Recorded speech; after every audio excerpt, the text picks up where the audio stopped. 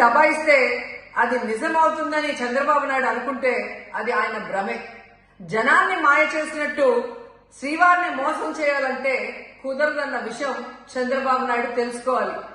నిన్న జగన్ గారు తన తిరుమల పర్యటన మీద స్పష్టంగా ప్రెస్ మీట్ పెట్టడం జరిగింది. అయినా దాన్ని ఒప్పుకోకుండా చంద్రబాబు నాయుడు తప్పుల మీద తప్పులు చేస్తూ మళ్లీ మాట్లాడతాడు.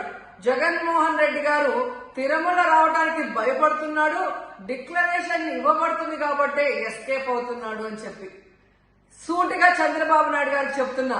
చంద్రబాబు నాయుడు జగన్ గారి దమ్ము ధైర్యం గురించి రాష్ట్ర ప్రజలందరికీ బాగా తెలుసు.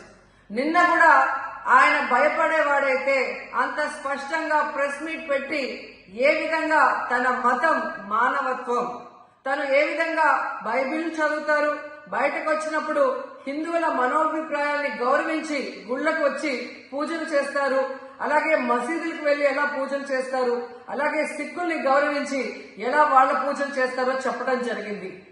ఈ రోజు మీకు క్లియర్ గా తెలుసుకోవాల్సిన విషయం, మీకు దేవుడు అంటే భయం భక్తి లేదు కాబట్టి ఏంటనేది మీకు అర్థం కాదు. కానీ ఒక భక్తుడికి దేవుడి దగ్గరికి వెళ్ళాలి అన్నప్పుడు ప్రశాంతమైన వాతావరణంలో వెళ్ళాలనుకుంటాడు, ప్రశాంతంగా భగవంతుడిని పూజించాలని అనుకుంటాడు. కానీ ఈ రోజు మీరు జగన్మోహన్ రెడ్డి గారు తిరుమలకు వస్తారని అనౌన్స్ చేసిన దగ్గర నుంచి బీజేపీలో కొందరు, జనసేన, తెలుగుదేశం పార్టీ ఎలా అలజడి సృష్టిస్తున్నారో అందరూ కూడా గమనిస్తున్నారు. ఏ విధంగా అలిపిరి దగ్గర మేము అటాక్ చేస్తాం, అడ్డుకుంటామని చెప్పటం, అలాగే వైఎస్ఆర్ కాంగ్రెస్ పార్టీ నాయకులందరికీ, కార్యకర్తలందరికీ నోటీసులు ఇచ్చి జగన్మోహన్ రెడ్డి గారి పర్యటనకి పర్మిషన్ లేదు కాబట్టి ఎవరొచ్చినా అరెస్ట్ చేస్తామన్నట్టుగా భయభ్రాంతులకు మీరు ఎలా గురి చేశారు. అండ్ ఈరోజు కుల రాజకీయాలు చేసి రాష్ట్రాన్ని భ్రష్టు పట్టించడమే కాకుండా మత రాజకీయాలు కూడా మీరు ఎలా చేస్తున్నారో అందరూ కూడా గమనిస్తున్నారు. ఇలాంటి వాతావరణంలో దర్శనం చేసుకోలేము కాబట్టే జగన్మోహన్ రెడ్డి గారు ఏ విధంగా ఆ తిరుమల ట్రిప్ ని క్యాన్సిల్ చేసి తన అభిప్రాయాల్ని ప్రెస్ ద్వారా ప్రజలకి తెలియజేయడం జరిగింది. సో నిజమైన భక్తుడు జగన్మోహన్ రెడ్డి గారు ఎప్పుడైనా మళ్లీ వెళ్లి వెంకటేశ్వర స్వామిని దర్శించుకోగలరు.